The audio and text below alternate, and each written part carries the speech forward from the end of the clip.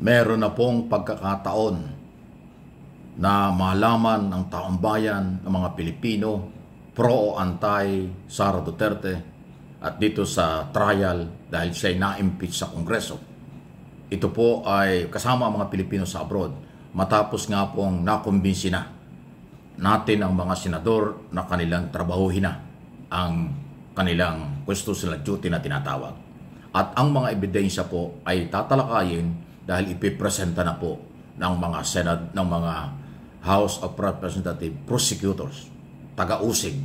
Sila yung complainant, sila yung taga-usig, yan ho yung proseso. Senado ang trial, ang Senator Judge. Kaya ito na yung pagkakataon. Napakagandang balita po ito dahil ito na yung development. Ano man ang mga pagharang ng mga senador pro Sara Duterte, mga DDS sa loob at labas ng Senado ay hindi ho nagtagumpay. Sa halip na naig pa rin ang katotohanan, kailangan ay mag-trial kasi na-impeach na nga po si Sara sa Kongreso mula pa noong February 5. Nung majority ng mga congressman ay nag-endorse at naging complainant ng article of impeachment. So ayan po yung magandang balita.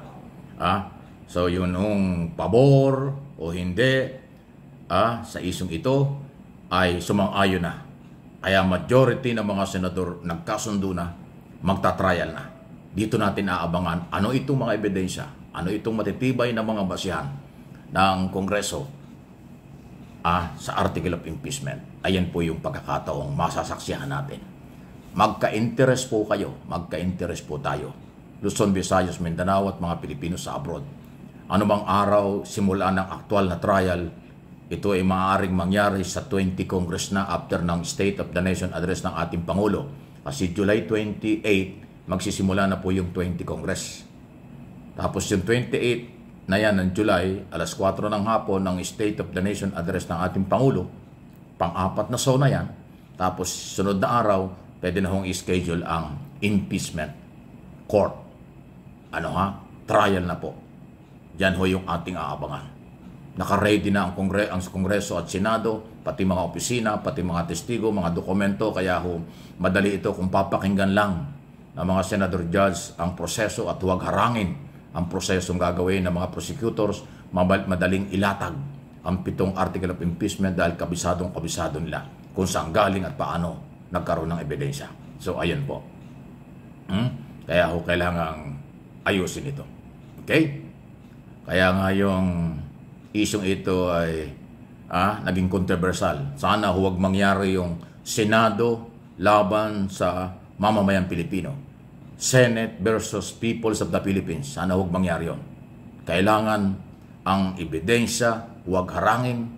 Kailangan ang presentation ay maayos, huwag harangin. Dahil ang mga Senator just naman magdidesisyon lang after ng trial kung ano ang kanilang tingin sa mga ebidensya. Pero kung sa umpisa pa lang hinaharang na yung ebidensya at kung ano ng mga technical issue, medyo magiging masalimuot yan. Kung nagtagumpay ang mga Pilipino sa pagdadasal at pagpanawagan na umpisa ng trial, nangyari ito, mas lakasan pa ang pagdadasal, panawagan na tamang proseso. Igalang ang presentation ng prosecution, igalang din ang tinig ng Defense Counsel para maging maayos. Kasi pag yun hong prosecutors at Defense Counsel hindi binigyan ng pagkakataon ng tamang paliwanag at oras, puro debate yan. So kailangan ilatag ng prosecutors ang ebidensya, kung ano ang sagot ng Defense Counsel at ng kampo ni Sara, pakinggan din, tapos ang mga senador makinig, saka sila magdesisyon pagkatapos ng trial. Pero kung yung mga senador para ang dating abogado, hindi tama yan. Abogado ng prosecutors o abogado ng depensa, hindi senador judge yan. Dapat ang senador tumingin lang sa ebidensya, hindi maging bias, hindi maging pro Sara o anti-Sara. Kasi yun po yung magpapabagal at magiging masalimot na iso. Pero para hindi po mangyari yung kampihan sa aktual na trial, akin po kayong hinikayat bilang mga Pilipino, maniwala kayo sa akin bilang political blogger at traditional media, ating obligasyon din itong subaybayan.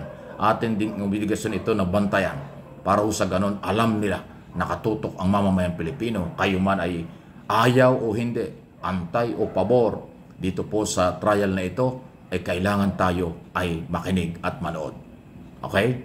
Kung ano man ang interpretation ng bawat isa, ganun talaga yon. Ang mahalaga, ang proseso ng batas, rule of law, panagutin ang dapat panagutin, i-acquit kung walang ebidensya, convict kung merong ebidensya. Ganun po ang kailangan. Okay? Hindi natin pwedeng pangunahan ang court, ang trial court, ang mga senador. Pero ating ipinapalaala sa mga senador na maging neutral sila hanggat maaari saka sila magsalita ng pabor o hindi pagkabutuhan na. Mahirap kasi yung umpisa pa lang haharangin mo na. Umpisa pa lang titeknikalin mo na. Ay matagal ang proseso pagka gano'n. Alam ng prosecutors ang trabaho nila. Alam ng defense counsel ang trabaho nila. Hayaan natin silang magpaliwanagan, magdebate sila. Ebidensya laban sa ebidensya, testigo laban sa testigo, tapos ang mga senador judge ay makinig at aralin ang lahat. Huwag nilang kontrahin ang presentation kung naaayon sa proseso. Pero kung hindi naayon sa proseso, karapatan nilang, hop, sandali, mali yan. Sandali, ganito yan. Okay lang. Pero yung aktual na pagpipresenta ng magkabilang panig, dapat pinababayaan yon. Pakinggan. Okay? Yan po yung ating palaala. Tayong mga Pilipino, dito at sa abroad, yan po yung ating obligasyon at karapatang makinig, manood. Dahil live po yan sa radyo, telebisyon, live din po yan sa social media. Definitely talagang walang pwedeng makalampas yan. Pagpupuyatan yan, maaaring abutin ng gabi. Baka abutin na kung anong oras yan. Ayan po ang ating aabangan. Okay? Anyway, so maayos na ito. Samantala, sana si Pangulong Marcos ay kahit papaano ay magsalita rin tungkol sa isyung ito. Ngayon na magsisimula na, tinanggap na ng mga senador and senador dyan. So sana magsalita ang Pangulo kung nanahimik siya sa isyu ng matinding debate, matinding kaguluhan ng kaalaman at saka paninindigan sa isyung ito bago matutuloy. Sana ang Pangulo ngayong mag-uumpisa na at matutuloy na ito, magbigay din ng mga statement na papabor sa lahat. Hindi naman niya kakampihan o hindi niya i-reject itong issue ang kanya bilang Pangulo. Sana maging gabay siya na ito ay hindi man trabaho ng Malacanang pero siya ay Pangulo ng Republika ng Pilipinas. Dapat magsalita siya rito na mga ibabaw ang hustisya, maging mapayapa ang lahat. Pakinggan natin ang ebidensya, pakinggan natin ang Defense Counsel at galang ng mga senador ang lahat ng sektor, pati ang mamamayan. Dapat madinig natin sa ating Pangulo bilang Pangulo ng bansa. Mahalaga kasi ang Pangulo ay magsalita sa isyong ito. Hindi naman pakikialam. Ang Pangulo ay sa lahat ng oras at pagkakataon ay may kapangyarihan. Yun lang manawagan, magpalaala para sa lahat ng mga galawan dahil nga nakakahati-hati ang Pilipino, ay malaking bagay na ang Pangulo ay magsalita. Hindi ko naman alam kung bakit ayaw gawin ng Pangulo ito. Sa totoo lang. Kung walang nag-a-advise sa kanya, ayaw rin naman voluntaring magawa. Kaya ako dito sa aking channel, sinasabi kong gano'n, Mr. President, magsalita po kayo.